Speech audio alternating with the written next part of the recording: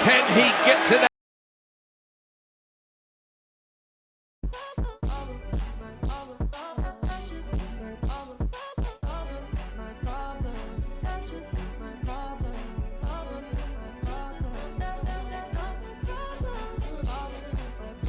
Hey, what's going on YouTube land? It's your boy TJ and welcome to my YouTube channel, Wrestling Nostalgia, where I get my reviews on WWE shows and PLE events. And today, we are going to be reviewing Raw. Before I get into my review, just go ahead and get a thumbs up, a like, helps push my video through the algorithm. Without further ado, let's go ahead and get into my review of Raw. So, we open up Raw with CM Punk, and he basically says in a nutshell that, you know, I told y'all I didn't have a lot of Hell in a Cell matches left in me, and I was right.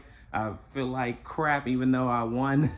I don't feel like it. Hate to say this, but farewell to my fans and everything like that. But I'm going to be back, but I don't know how long. And peace out. And this is when Seth Rollins comes out and he makes his entrance and everybody's happy to see him. So then Seth Rollins gets on the mic and he says that, yeah, speedy recovery to CM Punk because the faster you come back, the faster I could whoop your ass.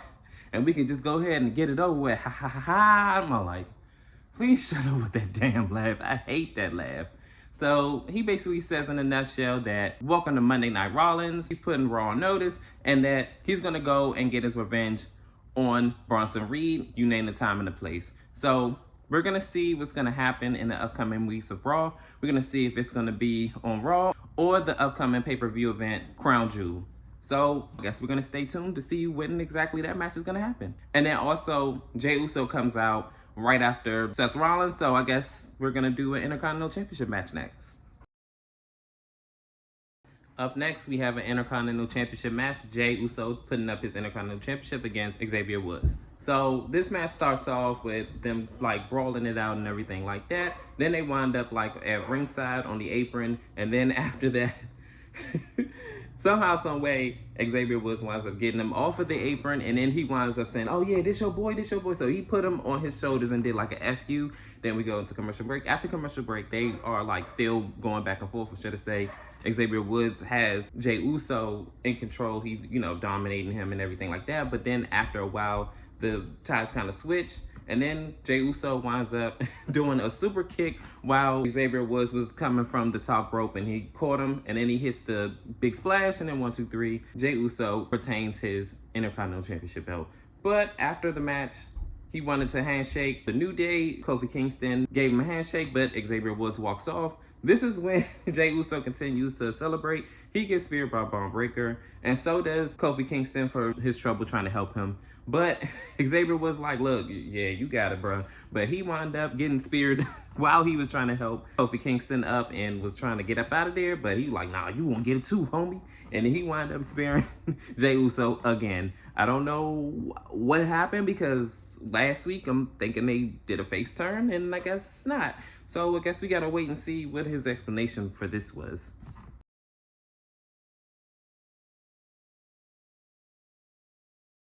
You're not getting one. Next matchup, it is a Donnybrook match. It is Pete Dunne versus Sheamus.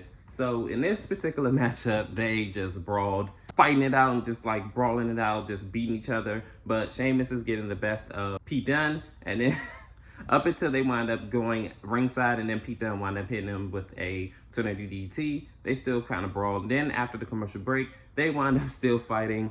And I remember at one point in the match where Sheamus put Pete Dunne through a table off a top of barrels or whatever you want to call it, and that was gnarly. I remember Pete Dunne initially had got up there and I guess he was going to do a high flying move, but that didn't work out in his favor. And then Sheamus winds up doing the Razor's Edge, but he only got a 2 count. I'm like, how the hell do you go through a table and then another finisher type move and then you kick out? But then after a while, a little bit back and forth later, Pete Dunne wound up hitting him with the cricket bat and he only got a 2 count. And then he wound up tying up Sheamus with some type of contraption. I don't know what it was, but he wound up just wearing him out with the cricket bat. All of a sudden, Sheamus winds up doing a running knee and then a running bro kick, and then 1, 2, 3, he wins this match. That man, Pete Dunne, is clapped. Like, there's no coming back from this. Like, you tied up Sheamus and you couldn't even beat him with his hands tied behind his back. Now you can actually say that. I don't have nothing to add to that.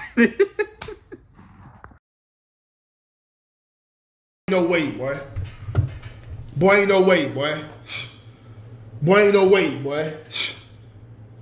Boy, ain't no way, boy. In this next segment, Cody Rhodes has an interview. I don't know what Cody Rhodes is doing on Raw, but I could have sworn he was on SmackDown. But hey, whatever. So the interviewer asks basically what happened or speculate what happened at Bad Blood. He said, I can't really speak about that right here, but we're going to find out more, I guess, on SmackDown. And he said, I'm just solely here to find out what it takes to win the crown jewel at WWE Crown Jewel, or the trophy, or whatever you want to call it. So then he runs into Sammy, and Sammy basically says that he wants to be the one to face one-on-one against Cody Rhodes. And he said, if you want to talk about Bad Blood or whatever, like, and he was like, nah, we're not going to talk about that. You know, I'm just only here to see what it takes at Crown Jewel, and basically I want to face you two at Crown Jewel. That was a whole lot of nothing. And I don't want to see Sammy versus Cody. Like, I'm good off that. And I don't even want Sammy to be world champion.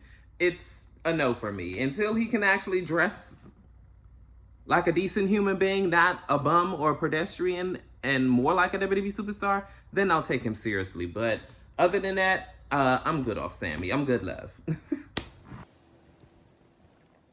You having an unnatural allegiance to losers is not like you. In this next segment, it is Raquel Rodriguez, Liv Morgan, and Dominic Mysterio. And the interviewer basically asks Liv Morgan what happened at Bad Blood. And she says that even though Rhea Ripley beat me, I still win. And I told her up front that I may not be bigger than you or stronger than you, but I'm smarter than you. And obviously, I outsmarted you. And this is when Liv Morgan asked the interviewer, do you have any more questions? She said, yeah, I actually have a question for Raquel Rodriguez. Are you officially a member of the Judgment Day? They said, oh, no, none of my questions. And then they just go ahead and speed off. And that's where this segment ends.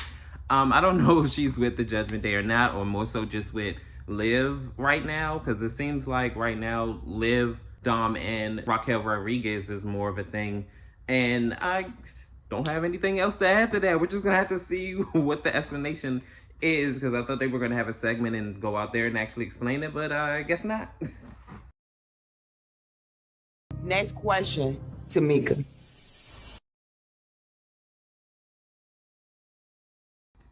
In this next segment, it is Ethan Page, and he interrupts Ava and GM Adam Pearce, and he says that basically, you know, I need the situation with CM Punk rectified because he cost me the NXT Championship. So this is when Adam Pearce said, well, I didn't appoint CM Punk the special guest referee, Ava did. So Ava was all like, yeah, it's me, your boss. I would love to hear you complain like I do every other week and hear you yap, but I'm actually off the clock. So he said, oh, well, what are you actually doing here? So that's when she was about to say something, and then Sexy Red comes in and she greets Ava and Adam Pearce, and this is when Ethan Page says, so she was all like, she said, yeah, you look hella familiar.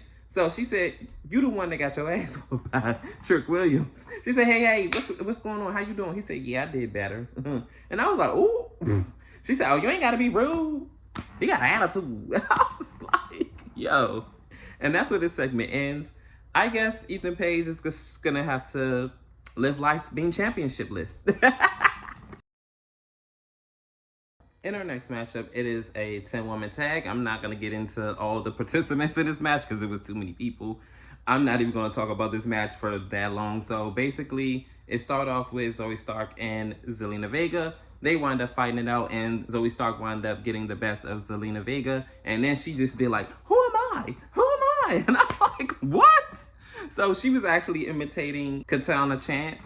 And they all wind up brawling, and they all hit their big moves and wind up wiping each other out up into the commercial break. After commercial break, a little bit back and forth later, Zelina and Zoe Stark wind up fighting. Zoe Stark winds up tagging in Sonya Deville. Sonya Deville winds up mixing it up with Zelina, should I say. She run and hit her with a big knee, and then she winds up getting the 2 count, and then everybody just gets in there and do their big move again. Then after a while, Zelina Vega ended up tagging in Lyra Valkyria. She winds up hitting the big leg drop. 1, 2, 3. Lyra Valkyria's team pick up a big win over the other team. So that's it. In this next segment, it is Bianca Belair and Jade Cargill. They said that now that we're done with hosting Bad Blood, it's time to get back to business. They said since Damage Control laid out the challenge, how about next week we run it back? We the ones that took y'all titles in the first place, but guess what? Y'all not gonna be the ones to return the favor. So Bianca also says that Io Sky caught her slipping that one time, but guess what? It's not gonna happen again. So I guess next week Bianca Belair and Jade Cargill are going to put up their women's tag team titles against Damage Control, aka Io Sky and Kairi Sane. I'm ready to see it because, hey, I wish that would have happened at Bad Blood, but hey, they were busy hosting. Long as they were doing something, because they got left off SummerSlam. I don't know what that was about, but hey, it is what it is. So Dakota Kai and Io Sky versus Bianca Belair and Jade Cargill for the women's tag team titles. And finally, we are here at our main event.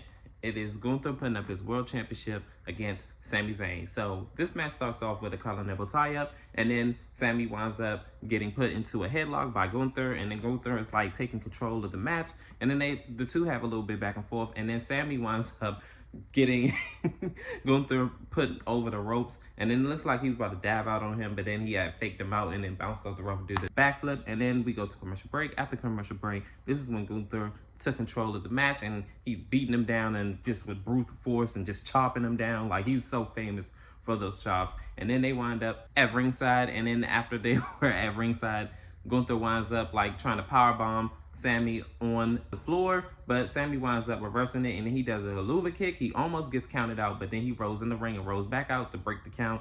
Then he does the firearms carry and then throws Gunther into the ring, and then he winds up doing another haluva kick. And then I remember, before I even continue, I remember at one point Gunther winds up powerbombing Sami like twice, and he kicked out, and then he kicked out at 2 at 1. And then he wound up kicking at 1 at the second power bomb. And I'm all like, really? So now you're Hulk Hogan. So now you're going to play up on this? Like, now you're really making me not like you. So he winds up getting put in a sleeper hold, and then he winds up being put to sleep. As much as that he tried to fight it out, like, it just not going to happen. So he winds up getting put to sleep. Therefore, by submission, Sami Zayn loses, and Gunther retains his world championship. But before the night even ended, Gunther wound up going up into the stage area. Cody Rhodes wound up coming out and having a face-off with Gunther. And that's where this segment ends. So, I got questions about this. Are y'all doing champion versus champion with Cody and Gunther? Because I have no contenders for Cody that are noteworthy? Or y'all doing this because y'all just want to do this? Like, just asking for a friend, me. So Raw was actually pretty decent. It wasn't that bad, and it wasn't all that good either. I just feel like some of it was filler, and I'm so glad. I almost forgot to say this. I'm so glad that they went back to 2 hours, because that 3-hour mark, I'm telling you, I had missed Raw last night, so I'm doing it now, today on Tuesday, because I fell asleep. Oh my goodness. Busy week for me. But anyways, comment down below. How did you feel about Raw? Did you like it? Did you love it? Did you hate it? Could have been better. Worst on earth? Comment down below and let me know. Like, share, and subscribe, and help me grow this channel. Your love and support is always greatly appreciated and welcome. And peace. TJ, I'm out.